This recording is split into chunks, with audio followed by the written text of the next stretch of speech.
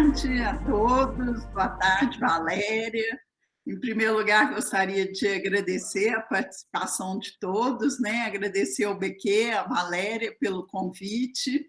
E nossa ideia é que hoje a gente possa trocar algumas ideias. Não é uma palestra, não é uma aula, é muito mais uma troca de ideias, e nossa expectativa é que vocês possam participar. É um momento único, né? Diferente, um momento exigente, um momento que angustia muitas pessoas, especialmente na primeira fase, e que nos desafia a lidar com essas incertezas, com essas questões que nós não conhecemos e não temos onde buscar o conhecimento, né?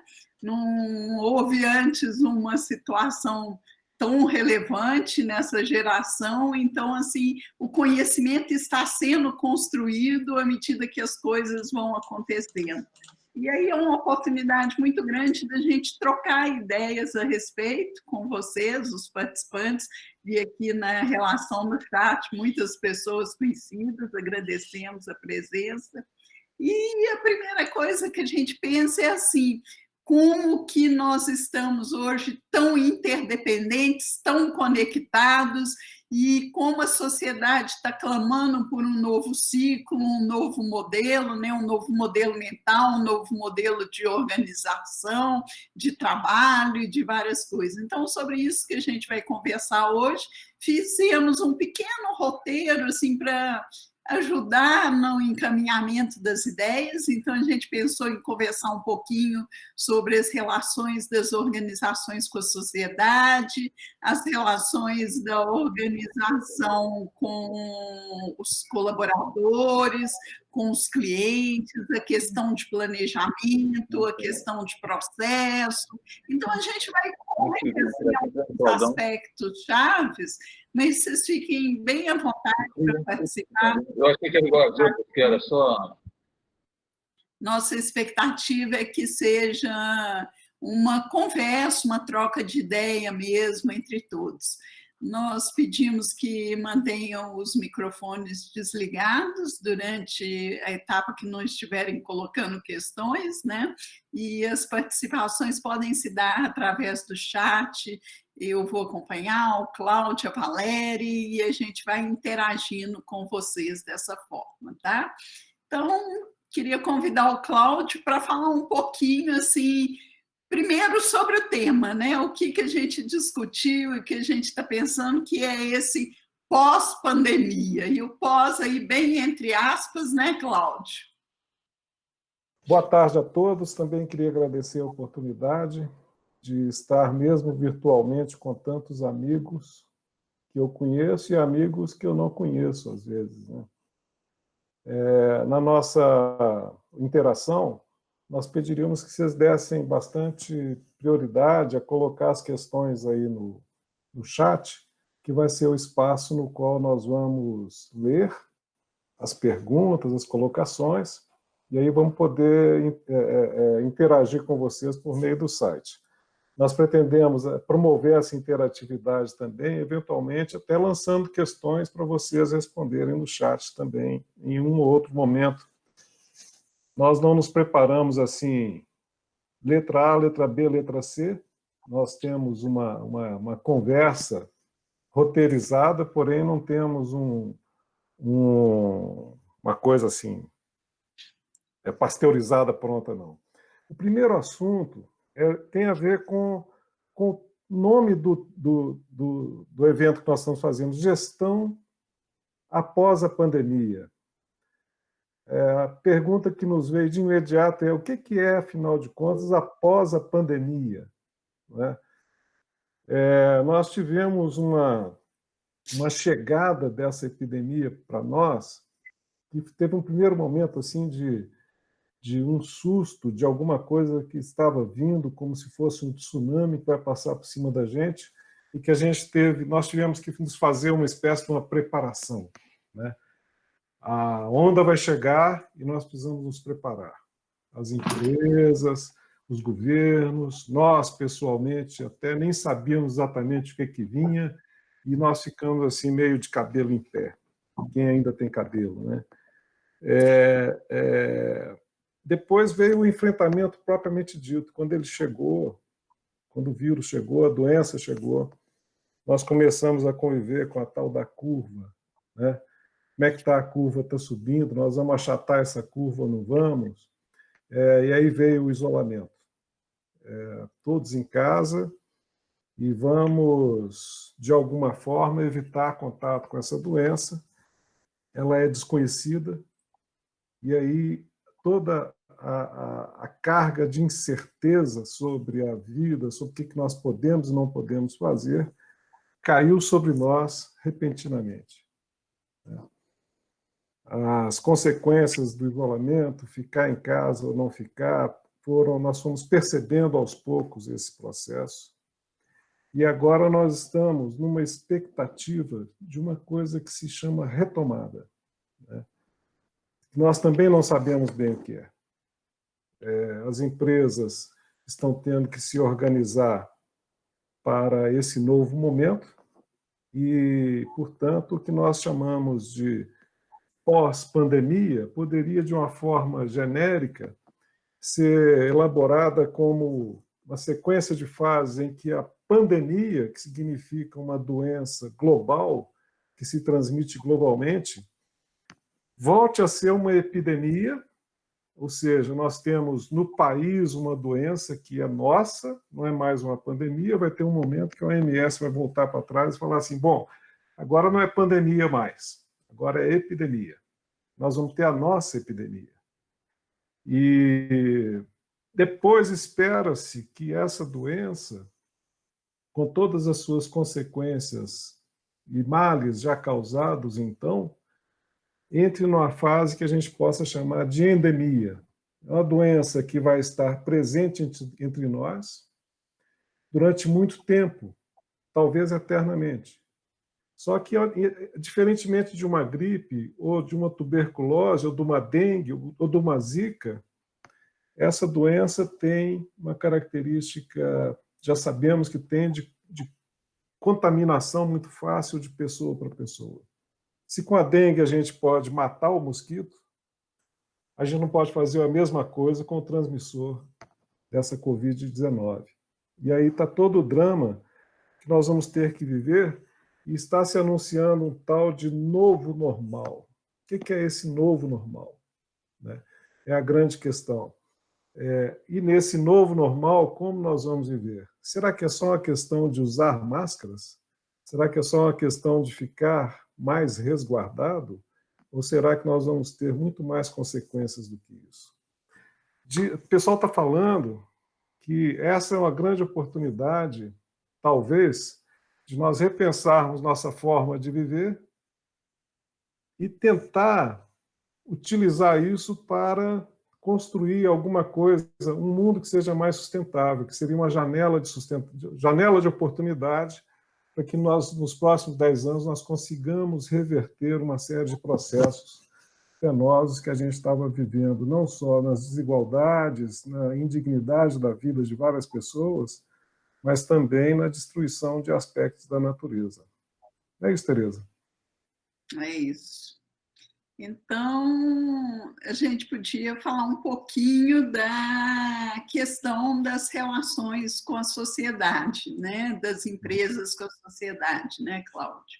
Sim. O que a gente tem observado é assim, um clamor da sociedade por mais contribuição das empresas, né, para um olhar mais atencioso de todos para com os mais vulneráveis, né? Então isso é uma questão que está muito presente. As empresas se mobilizando para evitarem um desastre maior, uma situação mais grave do que a já constatada, né? E por criar novos modelos de relacionamento com a sociedade. Talvez alguma coisa além em termos de colaboração, de contribuição efetiva para o desenvolvimento da sociedade, né? E muitas mudanças de paradigmas mesmo, porque as empresas estão se percebendo porque elas têm um papel importante nesse contexto, várias já percebiam isso e já tinham iniciativas, mas perceberam que a proporção em que essas iniciativas eram conduzidas não foram suficientes, não são suficientes até então para dar conta do quanto a comunidade, a sociedade é vulnerável a questões como essa, né? O quanto tem populações em volume significativo vulneráveis e frágeis perante crises e situações tão incertas, tão imprevistas como essas que aconteceram. Então, a gente está vendo um grande número de empresas se mobilizarem e o que antes era privilégio das grandes, hoje a gente vê que médias e pequenas empresas também estão se mobilizando, têm uma agilidade muito grande, uma permeabilidade nesses contextos, nesses ambientes, que ajudam muito nos mecanismos de colaboração com a sociedade. Então, aí a gente também tem percebido mudanças e estamos torcendo para que essas mudanças elas se dê cada vez mais de uma forma estrutural, né? Então, a gente vê mais fundações, mais iniciativas estruturadas de apoio à sociedade, um despertar maior para as questões educacionais e para as questões de saúde, né? E isso já é um clamor antigo da sociedade, só que agora ficou muito evidente essa fragilidade, essa necessidade de, digamos assim, socorro, né? Um socorro imediato, mas um socorro que, num primeiro momento, ele é apagar um incêndio, mas que ele precisa ser transformado num socorro mais estrutural e que possa permear de uma forma mais duradoura essa relação empresa-sociedade. Aqui em Minas, a gente tem visto iniciativas muito boas, né, da Federação das Indústrias, das empresas, uma articulação muito boa entre as empresas nesse sentido, e o que a gente espera é que isso possa perpetuar um pouco mais, né, Cláudia, que isso seja realmente, faça parte dessa mudança de modelo. Na nossa conversa de preparação, você citou uma palavra muito interessante, que é o intramuros, né? E as empresas, elas tipicamente, tradicionalmente, elas têm muita capacidade e até quase uma vocação para trabalhar as coisas dentro de casa. Aparentemente, isso é uma ilusão, né? Você fazer o intramuro significa uma tentativa de colocar um ambiente de controle onde a produção possa se dar de forma previsível, né? Agora, quando você tem uma catástrofe como essa, os muros parecem que se desmancham, né? E as empresas passam a ter que lidar com uma situação de muito mais interatividade com a sociedade de uma forma geral, né? Essa exposição ela é inevitável, né? Eu traria aqui uma ideia que eu absorvi de uma fala do Nizam Guanais em um evento umas 3 ou 4 semanas atrás, em que ele falou que nós estamos entrando na era da verdade, onde as máscaras caem e as empresas vão ter que revelar a sua verdadeira identidade, né? Sim. E eu acho que isso é um pouco verdade, sim. Na medida em que as empresas são chamadas a participar, o tipo de resposta que elas conseguem dar diz muito sobre o que elas são de verdade. Né? E isso é uma novidade, porque muitas empresas têm ensaiado como é que é ser parte da sociedade, como é que é estar engajada nas grandes questões da sociedade, mas na forma de ensaio ainda. E agora vai ter que ser mesmo. Como é que a gente vai fazer esse negócio acontecer mesmo, né?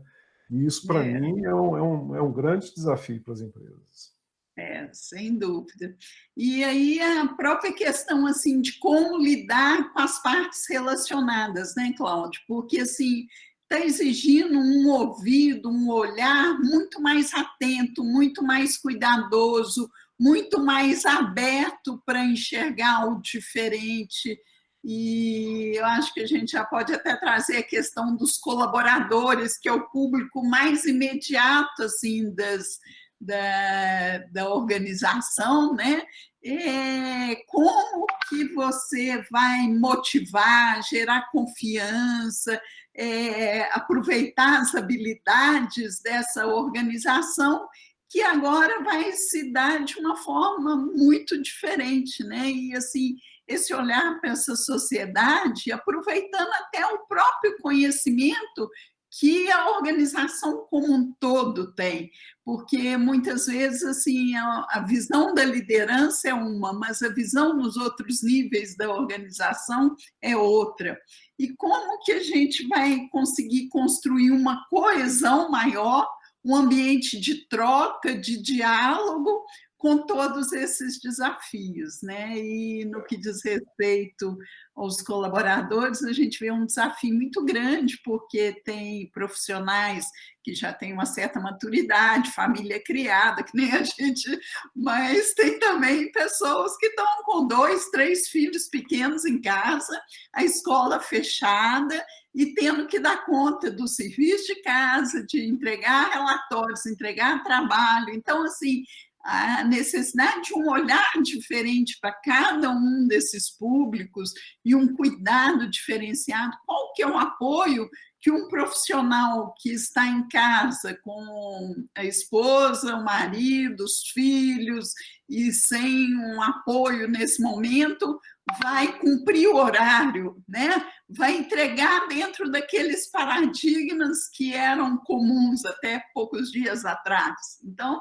na verdade, uma necessidade de repensar mecanismos de coordenação e controle, de engajamento, de envolvimento, né? E a gente tem visto demanda das organizações nesse sentido, assim, como que a gente vai garantir esse engajamento, esse envolvimento, essa criação de soluções que está sendo fundamental, está sendo exigida agora, né? Dentro de um contexto totalmente novo, mas também a gente sabe que é frente a esse desafio que a criatividade vem, né? A questão da cultura empresarial, né? E essa gestão da cultura, na forma como nós temos visto ser trabalhada, ela tem muito a ver com o ambiente físico compartilhado, em que você tem uma identidade que está formalizada no ambiente físico.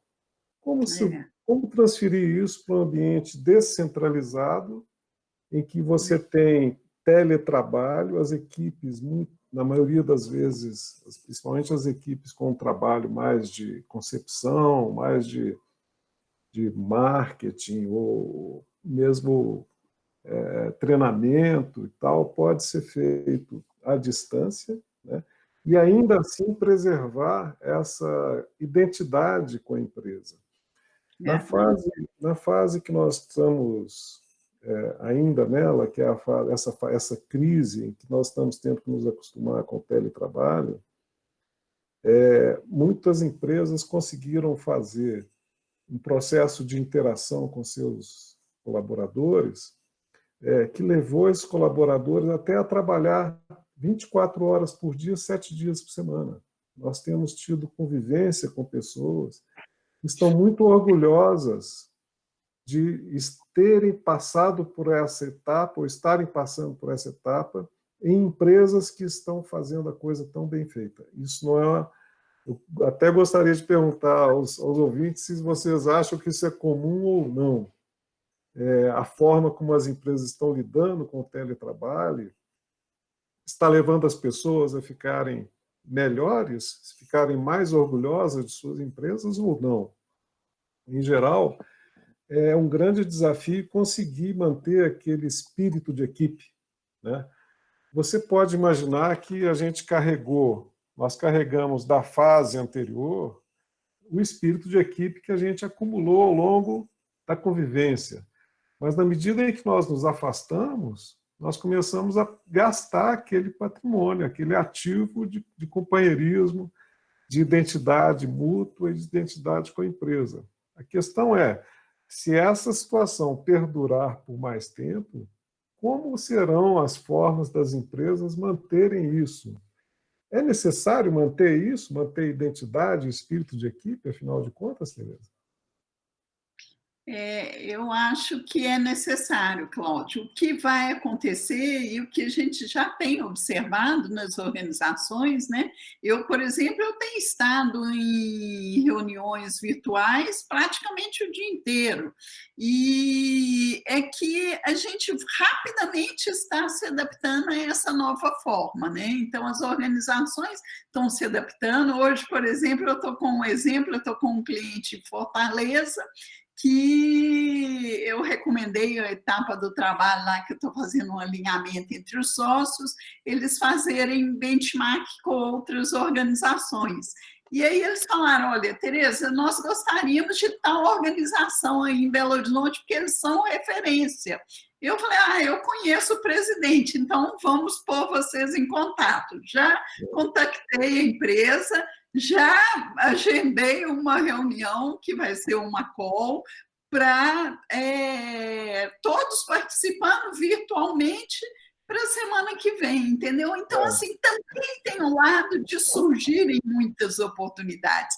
E aí, a identidade, eu acho que é um pouco, assim, de abertura para rever o modelo, quer dizer, a forma de acontecer a identificação dos colaboradores com a organização e essa troca salutar, porque eu quero dizer assim que eu acho que esse período vai durar e vai durar bastante, talvez, né, mais do que a gente gostaria, é justamente repensar como manter esse link, esse vínculo com a organização, certo?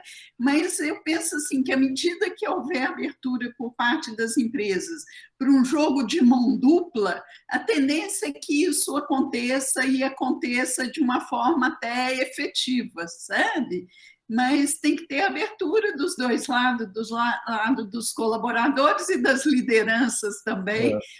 Magicamente isso está acontecendo, sabe? É muito interessante como que assim o processo de digitalização, de uso de mecanismos de contato pela internet, eles se tornaram assim rapidamente viáveis. Eram coisas que às vezes as empresas estavam 1, 2, 3 anos tentando e de repente os planos saíram do papel e foram para a prática de uma forma talvez não tão perfeito, mas que funciona. Sabe? Eu buscaria um exemplo só para fazer uma analogia, sabe?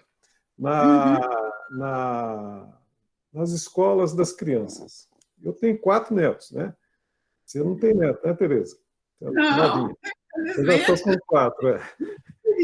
E lá, o que eu vejo com os meus netos na medida em que eles ficam ausentes da escola, mesmo tendo aulas à distância, perdeu-se aquela sociabilização. Tá? É claro que criança é uma coisa, adulto é outra, o ambiente educacional de escola de criança é uma coisa, o ambiente educacional de uma empresa é outra coisa, mas você olhar a empresa enquanto ambiente de aprendizagem, que efetivamente e as empresas que têm sucesso, têm tido sucesso, são aquelas que conseguem fazer aprendizagem permanente, não em cima de paradigmas anteriores, mas criando sempre coisas novas.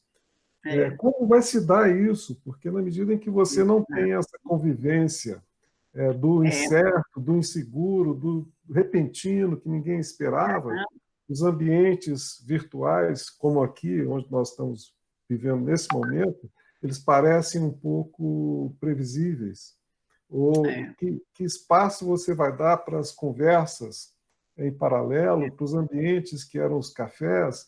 E, quer dizer, isso tudo tem que ser equacionado de alguma forma para criar, se é que nós queremos ter, uma cultura com esse aspecto de informalidade, criatividade e interatividade, né? Eu vejo isso como um grande desafio no relacionamento com colaboradores. Eu também, inclusive, a gente pode ver, eu tenho uma colega, estava conversando com uma colega argentina, que ela falou que semana passada eles liberaram para os pais saírem com os filhos na praça durante 1 hora, podia sair. E que tem crianças que ficaram com medo de sair de casa, sabe? Então, assim, as marcas que esse período está deixando nas pessoas são marcas que ficam, né? E aí é uma coisa que a gente só vai conhecer as consequências um pouco mais para frente, né? Nós não sabemos como vão ser as consequências da inclusão de novas pessoas nas equipes. Por exemplo, eu te conheço, nós estamos aqui conversando, mas nós estamos usando um arsenal que nós desenvolvemos ao longo da nossa convivência, não é? Agora, se entrar na nossa equipe um jovem, como que vai ser a interatividade para que essa pessoa seja mais integral na relação, né? Então, está aí um desafio de como fazer isso. Eu tenho visto uma ou outra empresa fazendo café virtual, né? A comemoração do final do mês, a pessoa recebe em casa, minha nora recebeu em casa, um kit para fazer a festa, ao mesmo tempo que todos os outros receberam o mesmo kit. Então, você fica aqui interagindo e comendo e bebendo, que todos estão comendo e bebendo. Quer dizer, é uma tentativa de criar esse ambiente de confraternização que ainda nos parece um pouco difícil de acontecer, né? Vamos para o próximo? Vamos. Então, aí a gente tinha pensado em falar um pouquinho também na relação com os clientes, né? E aí o que a gente andou conversando é um pouco assim dessa capacidade de entregar um melhor, né? E a organização como esse organismo vivo que tem capacidade de se adaptar. E uma das adaptações importantes é justamente assim ter um ouvido mais atento, um olhar mais atento para essas mudanças que estão acontecendo nos clientes, né? Os clientes assim provavelmente com restrição de recursos, os clientes mais seletivos, né? Mais exigentes, mas também precisando de apoio, também precisando se reinventarem e buscar novos caminhos, novas soluções. Então, assim, é como que, às vezes, as ferramentas conhecidas, e aí até, por exemplo, as ferramentas de qualidade, né?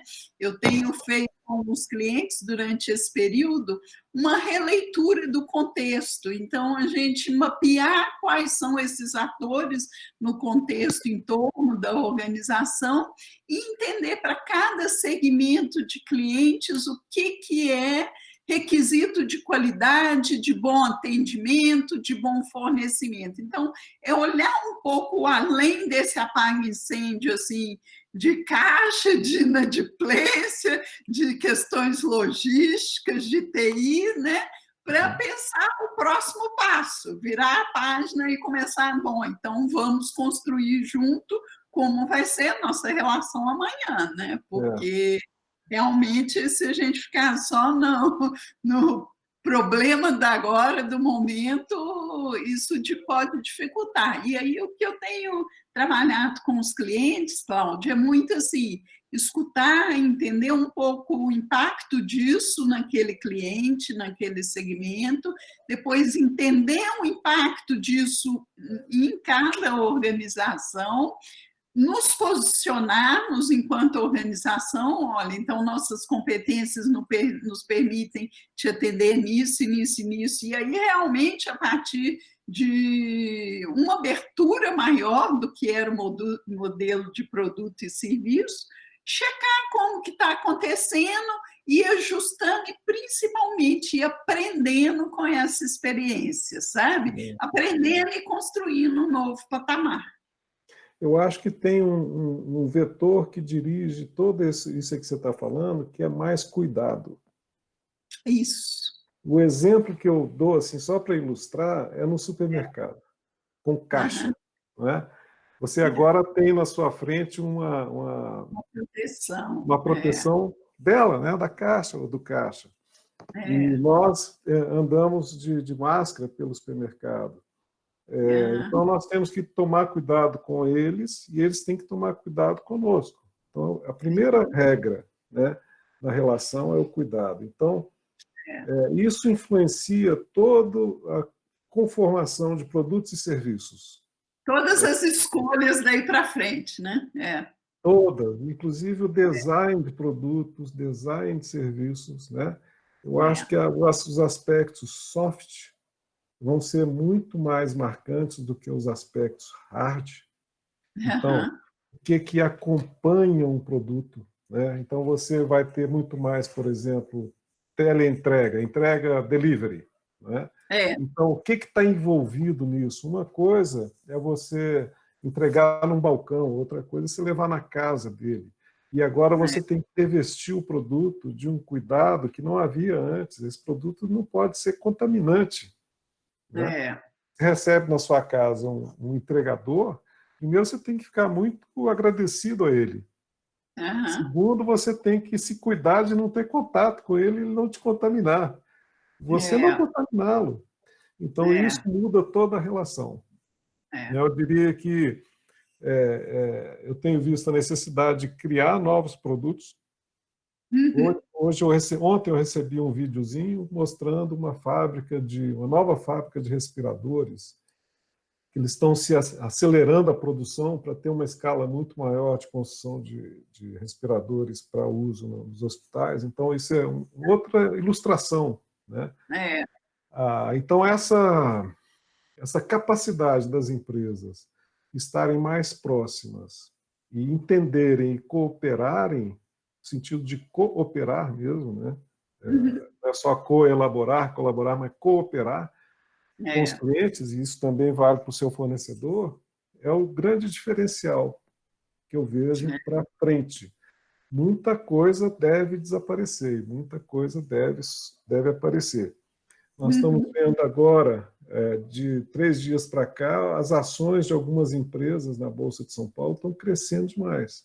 Por exemplo, a Gol subiu 50% em 3 dias. Tá certo que o preço estava muito deflacionado, mas em 3 dias, quando começou a anunciar a possibilidade do governo botar dinheiro nelas e a possibilidade de haver uma retomada das operações, né? Em que condições essas empresas vão voltar? E aí, eu acho que também assim, as empresas que estão fazendo o dever de casa, a tarefa mais bem feita agora, e a tarefa bem feita é escutar, analisar as informações, se preparar, atender essas demandas, né? Tá mais próximo do mercado, são as que vão ter mais chances também daqui para frente. Né? Tem uma coisa aí envolvida, que é o segundo aspecto que eu acho importantíssimo, que é a essência. Nós, consumidores, eu consumidor, você consumidora, você está preocupado em o que eu vou consumir agora. Né? E eu vou querer buscar... Eu não tenho mais tanto dinheiro, nem tantas oportunidades de ganhar dinheiro como antigamente. Né?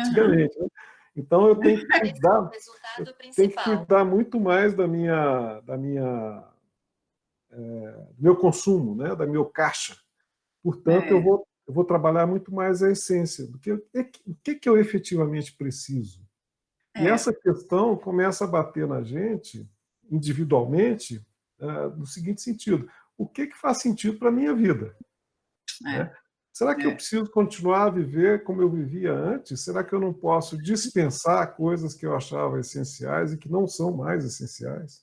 Exatamente. Então, conectar o seu produto e serviço com essa essencialidade passa a ser mais importante do que antes.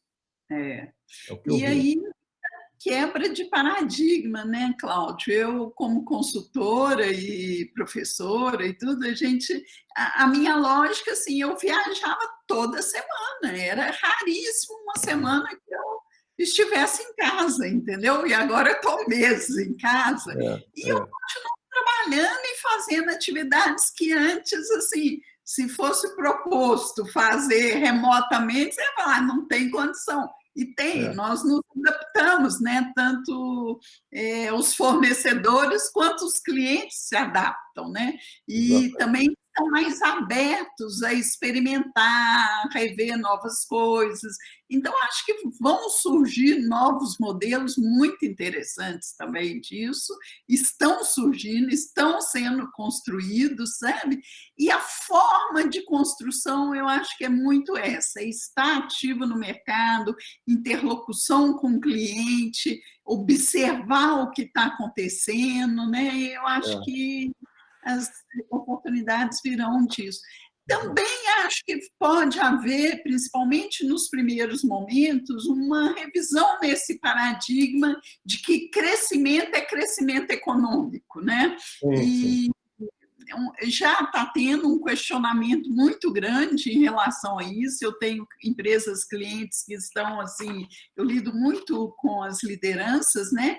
Questionando a necessidade de dispensar funcionários que toda a lógica econômica diz que deveriam fazer, mas assim preocupadas com o impacto social de certas medidas, coisa que talvez há pouco tempo atrás a gente não via com tanta profundidade, com tanta convicção, sabe? E uma abertura para dialogar modelos diferentes, né?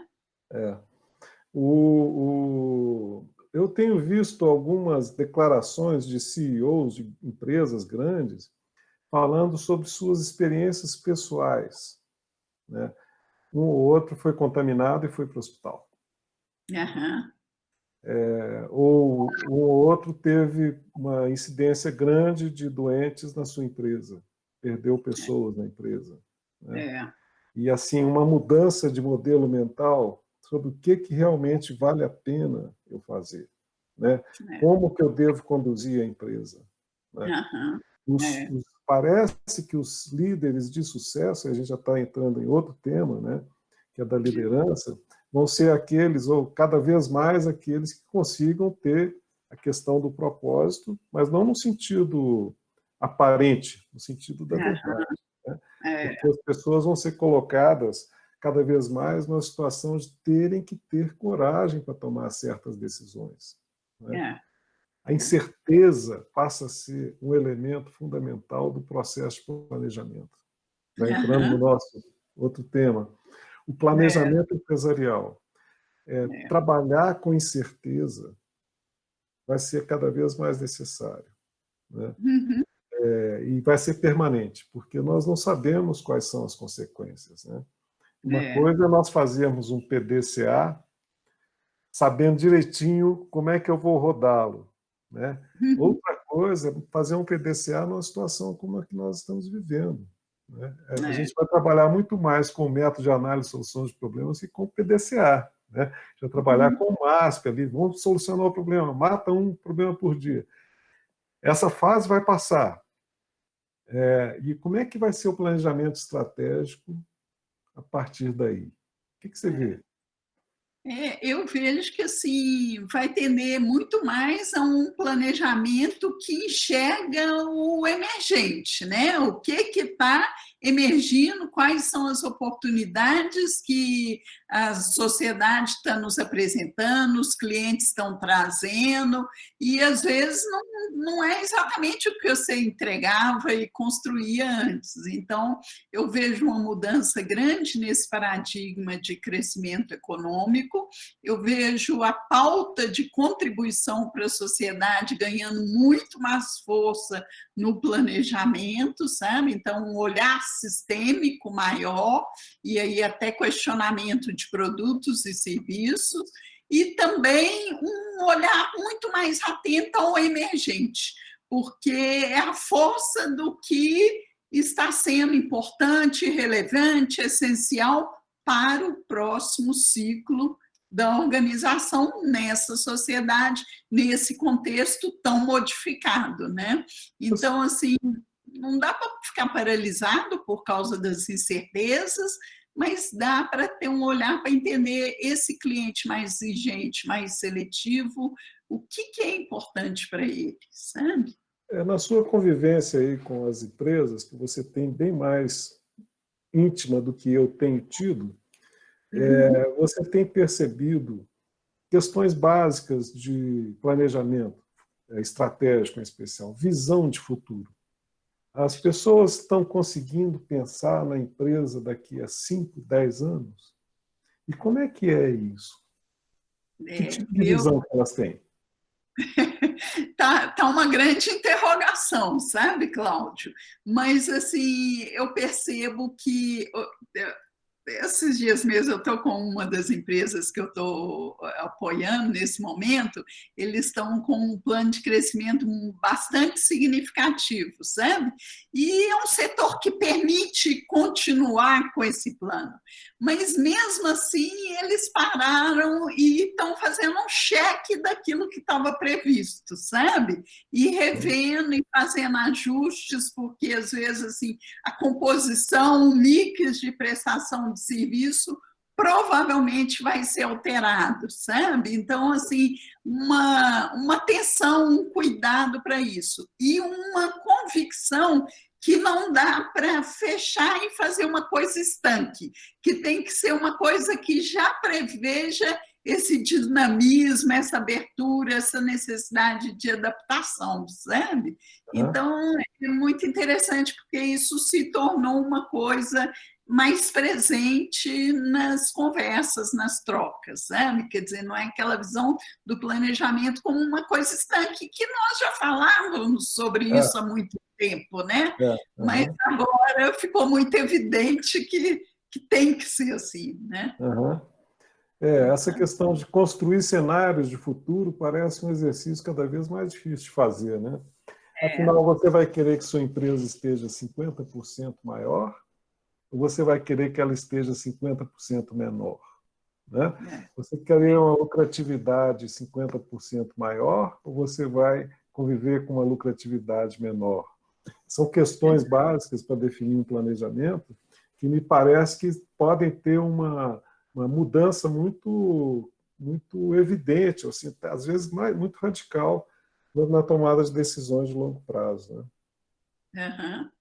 Sem dúvida. E aí eu acho que o efeito da incerteza, num primeiro momento, ele é angustiante, ele paralisa, ele causa dor, mas num segundo momento, ele faz com que as organizações busquem recursos, conhecimentos, valorizem mais os processos de análise, que é uma grande carência na nossa cultura, sabe? Então, eu acho que também tem espaço para o crescimento de etapas muito importantes nessa reflexão, nessa construção do projeto do futuro, sabe? A visão de futuro sempre foi um mecanismo assim de buscar contribuir muito para o alinhamento, para a coesão na liderança. E essa troca, essa discussão, ela é muito salutar, ela é muito importante. Então, acho que agora precisa uma abertura para o diferente, para o novo, porque pode ser justamente ali que está a ideia que vai nos propiciar ir para o próximo estágio, né? Exatamente. Essa questão da situação ou o desafio de construir o futuro. Né? Quando a gente planeja, quando nós planejamos, nós acreditamos que nós seremos capazes de fazer um plano e esse plano vai nos levar, com alguma certeza, a tal futuro. Né? Então, primeiro, você tem que fazer a construção desse desejo. Né? Isso fica muito complicado no ambiente de muita incerteza. E não é uma incerteza se o país vai crescer 2% ou se o país vai crescer 5%. Não é essa incerteza. É uma incerteza de se a vida vai ser reconstituída como, ela vai se constituir como. Os meus produtos, meus serviços, eles ainda vão ser necessários. Né? Será que eu tenho que redesenhar toda a minha produção, toda a minha concepção para um ambiente onde o teletrabalho é mais forte, onde o delivery é mais forte, onde as pessoas ficam mais dentro de casa, ou eu tenho que... e como é que eu vou fazer isso? Né? Então, uma vez, fazer o exercício de construção do futuro e depois pensar no passo a passo. Esse é o grande desafio. E ambiente de certeza radical. Né? Cláudia, e que eu estou vendo assim que essa fase de mais reflexão e mais assim que acaba levando a uma introspecção maior, né?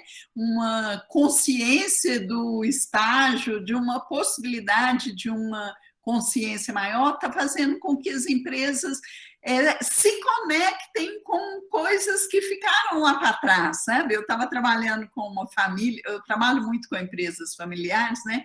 E estava trabalhando semana passada com uma família empresária, e eles estavam contando assim, eu perguntei qual que era a missão da sua mãe, do seu pai, quando eles começaram esse negócio. E aí isso foi uma discussão muito bonita, né? E aí uma das moças pegou e falou assim, nossa, mas a minha mãe, para ela, excelência no tratamento, no atendimento, era o céu, era o máximo, era isso que ela defendia, né? Eu falei, pois é, né? Então, assim, reconectar com alguns propósitos, com alguma coisa, as sementes do surgimento, quando você começou a atuar naquele campo, naquele setor, naquele negócio, o que você pretendia com isso? Né? Mais uma vez, a volta à essência, né? A essência, exatamente. A volta da identidade, né? Ter consciência de quanto você está próximo disso ou afastado disso. Então, também é um momento peculiar que permite às empresas reconectarem com essas questões fundamentais aí, né? Qual que é a causa, qual que é o motivo de ter iniciado esse negócio, de estar no mercado, e o que nos afasta e o que nos aproxima dessa missão, né? Agora nós temos que pular para a gestão de processos, Tereza. E temos também que olhar o chat para ver as perguntas, né, Cláudio? Eu estou olhando aqui. Muito interessantes, mas o Zé Antônio Martins falou sobre a questão do novo normal. Né? Teremos uma melhoria contínua da nossa vida profissional e pessoal, principalmente se ainda este ano sair a vacina. Olha um grande se. Né? É um grande se. Se sair a vacina é uma coisa, se não sair é outra coisa. Agora, quem pode garantir que essa vacina saia? Né? E que ela efetivamente... Então, as incertezas são muito grandes ainda. Não dá para pensar nisso. E as empresas precisam andar nesse mundo assim, de incerteza. Né? O lockdown, a curto prazo, o lockdown virá ou não virá? Né? E a longo prazo, nós vamos entrar em endemia soft ou endemia hard? Como é que vai ser isso? Né? Quando é que vai se retomar o comércio internacional efetivamente? Quando é que vai se retomar os mercados financeiros internacionais? Então, as questões macro e micro, elas estão muito entrelaçadas agora. Né? Então, tem incerteza para todo lado. Então, fica cada vez mais difícil. Na gestão de processo, Tereza, eu chamaria atenção primeiro para a gestão de conhecimento. Que é uma questão como gerenciar conhecimento em um ambiente radicalmente mutante e com pessoas mais espalhadas, menos concentradas em ambientes de produção de conhecimento. Né? E aí eu vejo uma relevância enorme, crescente nos processos de gestão de conhecimento, utilizando recursos digitais. Né? Toda essa teoria envolvendo inteligência artificial necessariamente terá que descer a níveis de domínio muito mais próximos de cada uma das empresas, né? E em ambientes cada vez mais simples de trabalho. Né? Como fazer isso acontecer é hoje importantíssimo, e aí fica esse dilema em como é que nós vamos desenvolver tecnologia e know-how, e mesmo o software, o jeito de viver, utilizando essas ferramentas para que isso seja trazido para dentro do processo, um processo agora necessariamente mais soft, menos denso, mais espalhado. Como é que isso vai acontecer? Eu acho que isso é um grande desafio, um grande processo a ser montado. Capacitação das pessoas e assim por diante. Eu acho que assim, tem uma quebra de barreira que é interessante, que é a possibilidade de conectar pessoas em locais remotos. Ficou muito mais claro que a viabilidade disso, né? E já existia, já estava disponível, já era viável, mas não era tão utilizado quanto hoje. E vejo também, Cláudio, que assim, processos serão construídos e reconstruídos de uma forma mais ágil. E isso também muda o paradigma em termos de aquisição de conhecimentos, né? Então, eu trabalhei semana passada com um cliente aqui de Belo Horizonte, e estamos até em processo ainda, onde a gente está redesenhando o processo disso. É uma unidade de implantação, o processo de suprimentos e o processo é uma instituição na área de saúde, de assistência, sabe? E foi muito interessante, porque assim, eu estava aqui, um colega meu que está no projeto no Rio de Janeiro, o cliente em Belo Horizonte também, mas todo mundo trabalhando remotamente. A minha parede virou um mapa de processo, o meu colega do Rio fez através de um software, sabe? Mas a gente foi construindo. E uma reunião aí de, digamos, 2 horas, a gente fez a primeira versão. O meu colega, que é mais jovem que eu e que gosta de tecnologia, editou aquilo, mandou para a gente já está indo para a segunda reunião, revendo, quer dizer, de uma forma mais ágil, sabe? Eu passei por uma experiência assim também, Tereza. Semana passada, aliás, lá no nascimento de uma empresa, um workshop, aliás, fizemos 2 workshops com 6 ou 7 pessoas, utilizando um software próprio em que você vai fazendo aquelas dinâmicas, né, que a gente faz normalmente em workshop em sala, pregando, post-it, etc. Nós fizemos tudo no computador e funcionou maravilhosamente bem. Né? Com muito mais produtividade. Então, os processos eles ganham essa possibilidade. Mas tem uma outra coisa, outro tipo de atividade em que você tem... Mais uma vez, eu remeto a uma experiência que a Gol relatou. A Gol. O CEO falou que há necessidade de você ter muito mais espírito crítico espalhado na ponta das equipes que interagem com os clientes. Né? Então, se a gente for falar em termos de gestão de qualidade, eu diria uma capacidade de fazer uma leitura GUT, gravidade, urgência e tendência, ganha muita relevância em relação à capacidade de aprender um POP, procedimento operacional padrão. Entende? Porque vai mudar mesmo, né? Então, você efetivamente descentralizar, empoderar a ponta, e essa ponta ela não será mais, na grande maioria das vezes, uma ponta que tenha que saber, tem que aprender um processo padrão. Ainda é importante, mas mais do que isso, ela saber reagir a uma situação, porque as coisas são incertas, você não sabe o que virá, ela tem que ter uma capacidade crítica com base em leitura de gravidade da situação, de urgência de agir, qual que é a tendência daquilo. Então, a gestão de processos ela vai ter que passar também por uma adequação nesse sentido.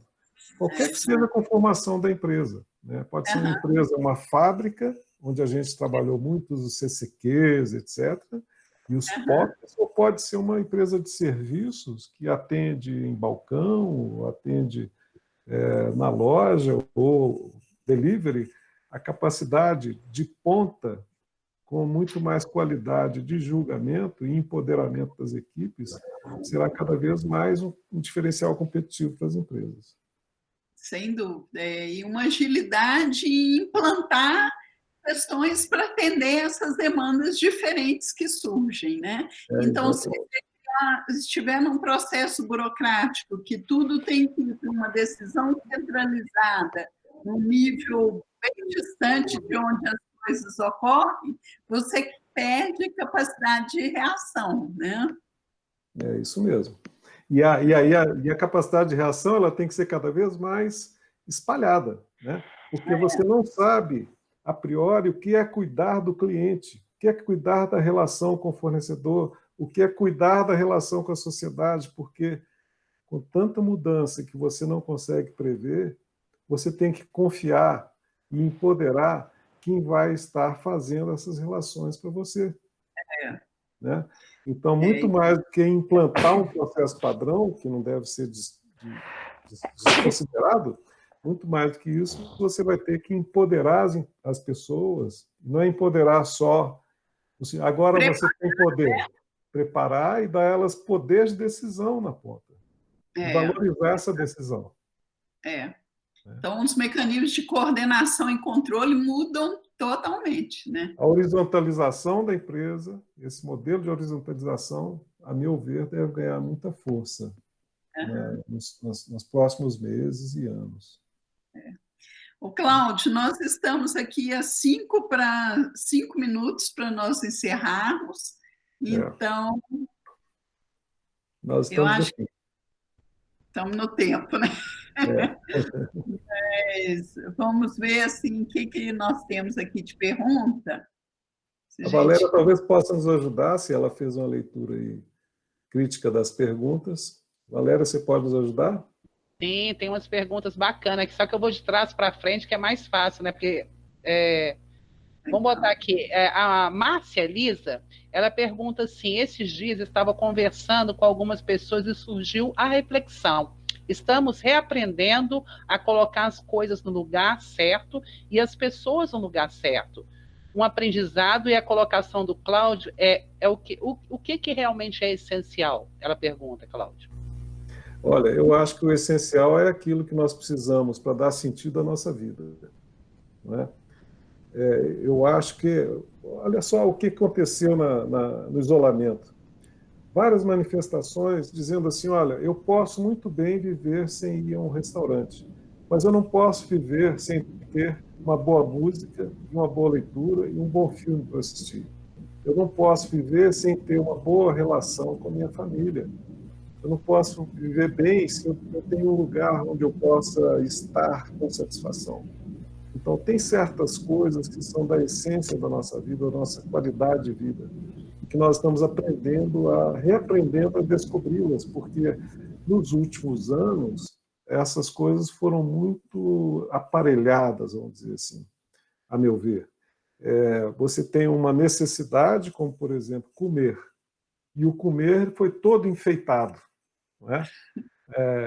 E aí o enfeite passa a valer mais do que a coisa em si.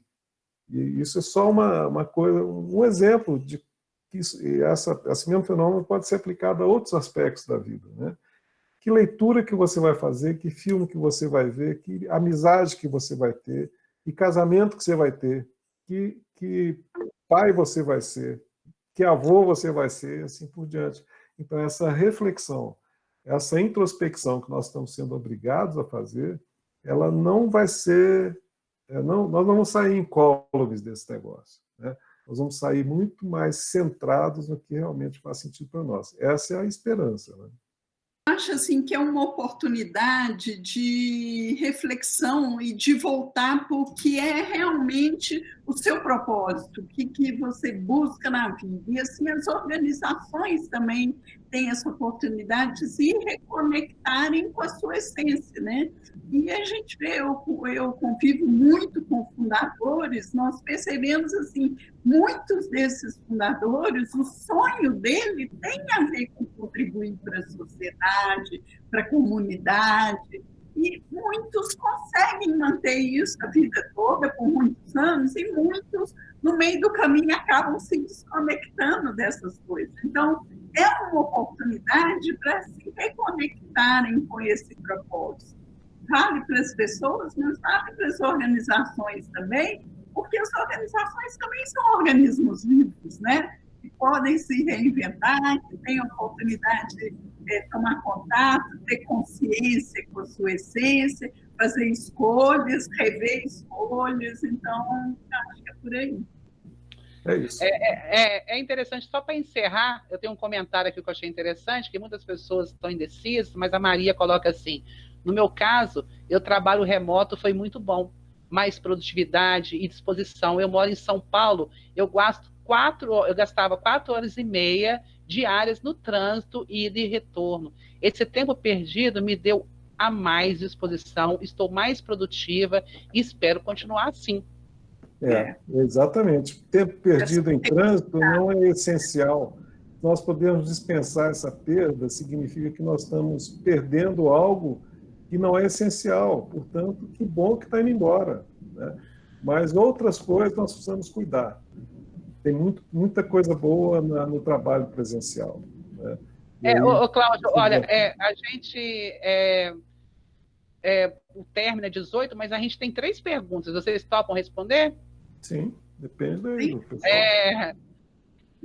Tem uma pergunta aqui do Carlos Guimarães. Ele pergunta assim: a partir dessas colocações sobre a essencialidade, podemos ver, no atual momento, que atravessamos um período sabático, ainda que compulsório, para pessoas e empresas? Tereza?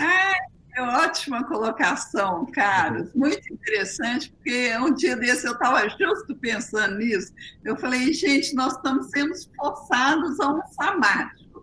Não é um sabático puro, porque ele não foi planejado e, de certa forma, a gente continua também trabalhando, o volume, o esforço para nos adaptarmos a essa nova forma de trabalho existe também, gera estresse, né, tensão, mas, sem dúvida, dá para fazer um paralelo com o sabático, onde a gente tem a oportunidade de revisitar nossos conhecimentos, nossas convicções e nos reposicionarmos, né? Então, é muito feliz esse paralelo que você está trazendo, acho que tem tudo a ver. Realmente, é um privilégio quem está aproveitando o momento com essa oportunidade, né? Eu acho que é isso mesmo. Agora, tem uma pergunta aqui do Carlos Augusto, que é a pergunta de várias organizações, né, pequenas principalmente, é como buscar reinvenção em um cenário, sumiu aqui, em um cenário em que muitas empresas têm uma situação complicada devido à crise que o país passa. Como é que, né,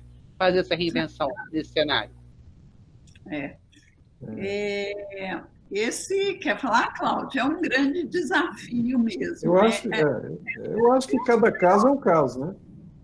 Agora, o empreendedor, o empresário, quando a empresa é ele pode se beneficiar desse processo de essencialidade, de sensibilidade, de urgência, né? Muitas coisas que eu tinha alguma dificuldade de fazer, porque eu tinha algum tipo de bloqueio, que preguiça de ler tal livro, só para pegar um exemplo, né? Eu estou lendo os livros, então muitas barreiras de coisas que eu não fazia, eu venci. Então, se pensar em paralelo, analogamente à vida do empresário, muitas coisas que ele não fazia, ele pode começar a fazer. E ser mais ele, né? Ter mais confiança nele, experimentar mais, inovar em função de como ele vê o mundo, e não como os outros, como ele acha que os outros estão vendo o mundo, né? Aqui, claro. Sim, ouvir a ponta também, sabe, Valéria? A liderança, infelizmente, assim, tem esse paradigma que ela tem que ter a solução para as coisas.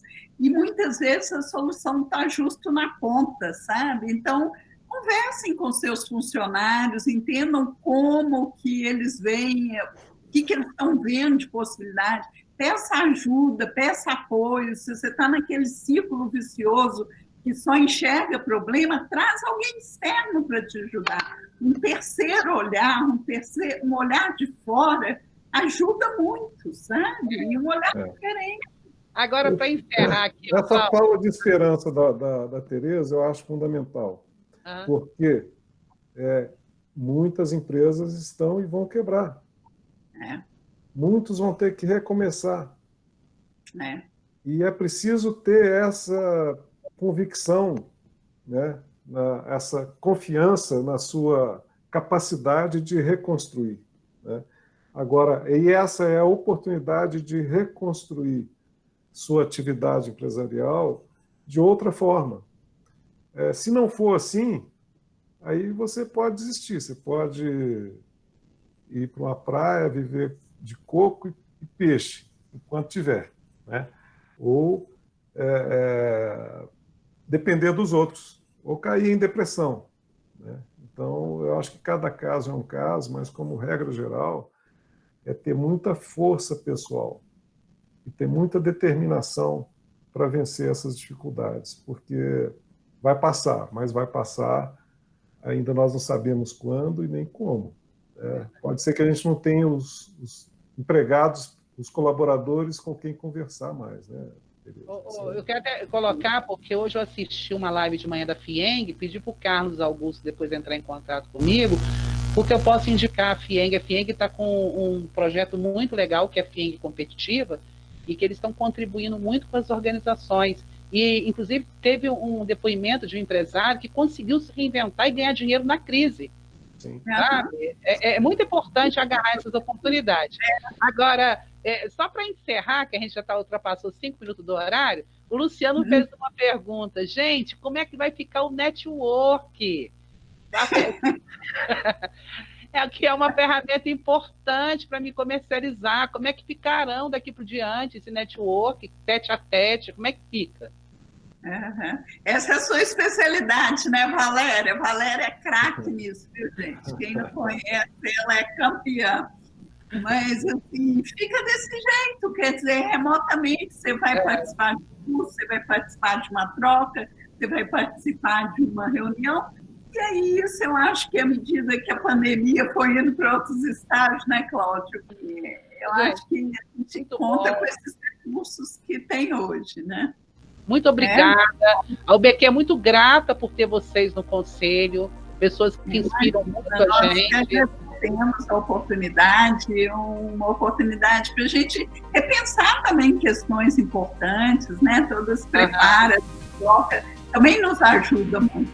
Né? Muito bom, gente. Aqui tem várias pessoas que não conseguiram, mas a live foi gravada, tá, gente? E a gente vai disponibilizar a gravação no nosso canal do YouTube. Inclusive, todas as nossas lives estão lá. Agradeço imensamente a participação de todos que estão conosco aqui hoje, tá? Muito obrigada, gente. Tchau, pessoal. Obrigado. Até a próxima. Boa sorte para todos. Cuidem-se.